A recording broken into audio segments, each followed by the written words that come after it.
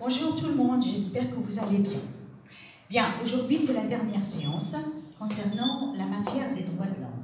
On a déjà évoqué les droits de l'homme ou les instruments internationaux des droits de l'homme ou à vocation internationale ou les instruments des droits de l'homme à vocation internationale. Et on a parlé de tout ce qui est Déclaration universelle des droits de l'homme, les 2 pactes internationaux et les 2 protocoles. Après, ce sont les instruments des droits de l'homme à vocation régionale. On a parlé de chaque région. On a commencé par la Convention européenne des droits de l'homme et on a dit qu'elle est la plus, jusqu'à maintenant, c'est la plus célèbre. Pourquoi? Parce que normalement, il y a des mécanismes qui essayent de concrétiser le contenu de la Convention européenne. Après, il y a la Convention américaine qui est moins efficace que la Convention européenne et il y a la Charte africaine des droits de l'homme et du peuple qu'on appelle aussi la Charte de Banjul. Ils sont en voie de développement avec la Cour africaine. Et il y a la Charte arabe des droits de l'homme qui a vu le jour en 1994, mais un seul État qui a ratifié cette charte-là. Il a fallu attendre jusqu'à 2004 et jusqu'à maintenant, on trouve que les Arabes en général n'ont pas ratifié ce document-là et jusqu'à maintenant, on a une crise des droits de l'homme dans le monde arabe. On a trouvé que les causes de cette crise-là, c'est ce qu'on appelle le drapeau de la spécificité. Le monde arabe disent qu'ils ont la charia, et dans la charia, c'est un document complet. C'est bien, c'est la vérité, mais il faut concrétiser le contenu de la charia, et non pas dire que tout est dans la charia, j'applique pas la déclaration universelle, je ne respecte pas les textes internationaux, mais en même temps, je vais donner une interprétation à ma guise de la charia. Et c'est ça la cause de la crise des droits de l'homme dans le monde arabe. La question qui se pose aujourd'hui est le Maroc dans tout ça. Est-ce qu'il est pour la déclaration des droits de l'homme ou pour la déclaration ou la charte arabe des droits de l'homme? Bien, pour parler du cas du Maroc, on va commencer par l'arsenal juridique ou par l'évolution historique du Maroc dans le domaine des droits de l'homme. C'est vrai que le Maroc a commencé un peu tôt et c'était en 1958, novembre 1958. Le 15 novembre 1958, où le Maroc a ratifié, où il a vu, où un code des libertés publiques a vu le jour. En 1958, ça veut dire juste après l'indépendance du Maroc. Ce code-là, le code des libertés publiques, code des libertés publiques, qui a vu le jour en 1958, novembre 1958. Normalement, il comprend 3 libertés. La liberté de presse, la liberté d'association et la liberté de rassemblement. Vous voyez, et c'était en 1958, au moment du règne du feu Mohammed V. Bien. Ça, c'était le début, et juste après, un an avant, c'était la liberté, c'était un code sur la liberté syndicale. Bien sûr, après l'indépendance, comme tous les États, la première des choses, le Maroc a rédigé une constitution, et c'était la première constitution de 1962. C'est vrai que dans cette constitution-là, la première constitution, il y avait aussi quelques libertés et quelques droits pour les citoyens. Mais c'était dans des limites qui sont, si j'ose dire, un peu, c'est pas mitigé, mais timide.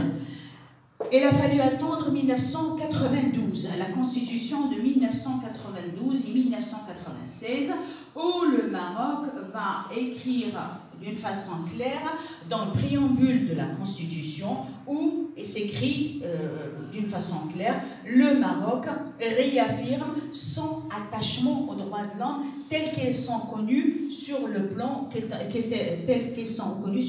international. La question qui se pose est à méditer, est-ce qu'avant 1992 le Maroc ne connaissait pas les droits de l'homme tels qu'ils sont connus sur le plan international? Point d'interrogation à méditer. Voilà. avec la constitution actuelle de 2011, là, on va sentir qu'il y a un progrès. Pour la première fois, c'est vrai que le Maroc, toujours dans le préambule, va réaffirmer son attachement aux droits de l'homme tels qu'ils sont connus sur le plan international. Mais ce qui est nouveau, c'est qu'on va trouver le titre 2 de la Constitution 2011 qui va être réservé seulement pour les droits et les libertés fondamentaux. Ça, c'est une première. Et on va trouver de l'article 19 jusqu'à l'article 40, presque une vingtaine d'articles réservés aux droits et libertés fondamentaux, les libertés individuelles, les libertés collectives, les droits au travail, le droit d'avoir des soins médicaux, etc. Comme je vous ai dit, de l'article 19 à l'article 40. Ça, c'est un progrès qui est remarquable. C'est une première et ça veut dire qu'on est peut-être sur la bonne voie. Au contraire, on est sur la bonne voie. Plus ces droits-là, ça veut dire plus tout ce qui était dit dans la Constitution, on a dit que normalement on peut avoir l'arsenal juridique, mais il faut le concrétiser. Il faut le concrétiser par quoi? Par des mécanismes. Ce sont ces mécanismes-là qui vont rendre ces articles-là plus fiables. Ça veut dire qu'ils vont descendre dans la réalité. Effectivement, toujours avec la Constitution 2011, on va voir naître des institutions qui ont ou des mécanismes ou des organes qui ont pour le but de la protection et la promotion des droits de l'homme.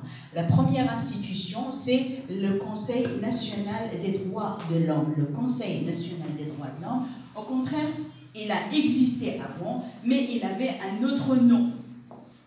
C'était le Conseil consultatif des droits de l'homme.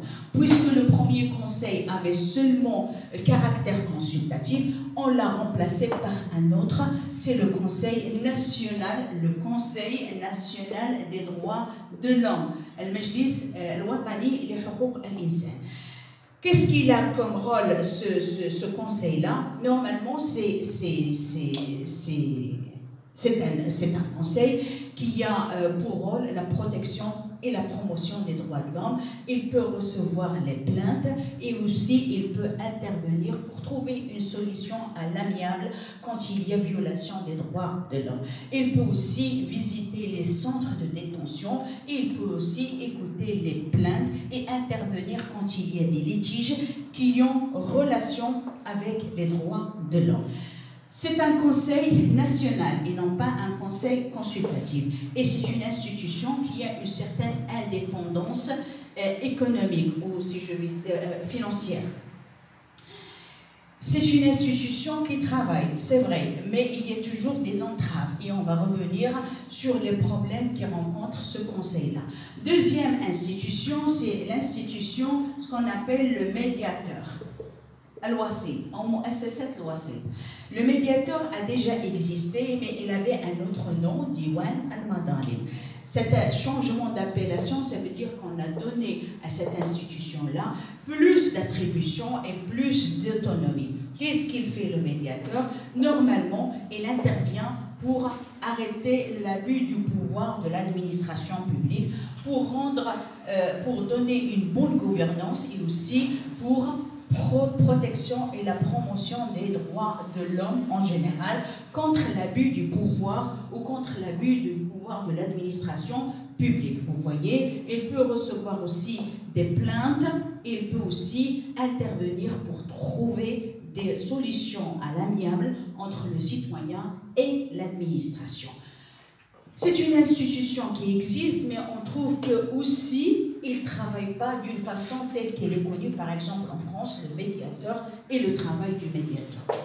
Autre institution, c'est la Cour constitutionnelle. La Cour constitutionnelle, comme c'est déjà vu, c'est que Al-Mahkama ad-Dusturiya, normalement la Cour constitutionnelle a pour rôle, entre autres, le contrôle de la conformité des lois. Mais c'est une façon indirecte pour protéger les droits et les libertés des citoyens. La Cour constitutionnelle, c'est une Cour constitutionnelle qui joue le rôle de la protection et la promotion aussi des droits et des libertés fondamentaux des citoyens. Et il y a d'autres institutions, comme par exemple le Conseil des jeunes, de la jeunesse, il y a le Conseil de la famille, tout ça ont le rôle de la protection et la promotion des droits de l'homme au Maroc.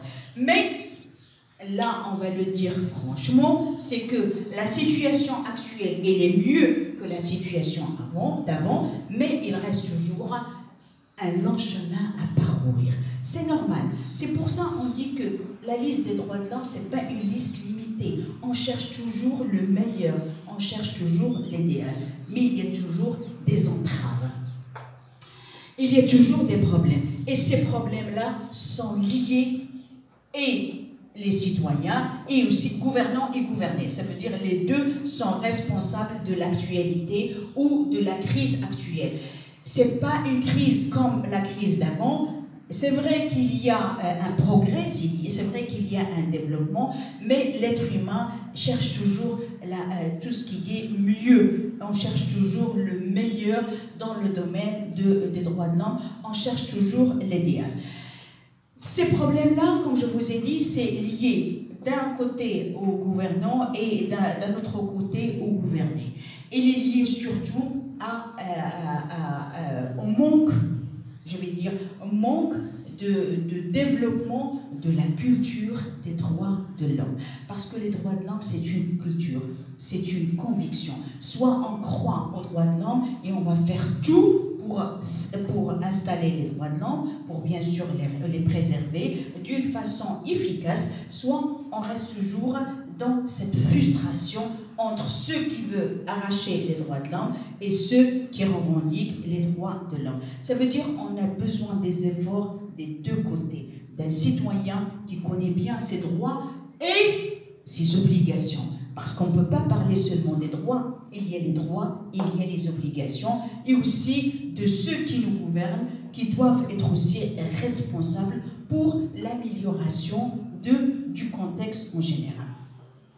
On a besoin, comme je vous ai dit, d'une culture, d'une conviction pour les droits de l'homme. On a besoin, et tout ça, normalement, tout le monde doit travailler pour enrichir, c'est pas pour enrichir, mais pour améliorer cette situation, que ce soit la société civile de sa part, que ce soit aussi la presse aussi de sa part, aussi l'intellectuel et le rôle de l'intellectuel, pour qu'il ne soit pas cet intellectuel qu'on trouve un peu, soit il est marginalisé par son bon gré, soit il s'est fait marginaliser. L'intellectuel doit jouer un rôle, bien sûr, dans le développement, dans la protection et aussi dans ce qu'on appelle faire de l'éducation des droits de l'homme comme la première pierre angulaire.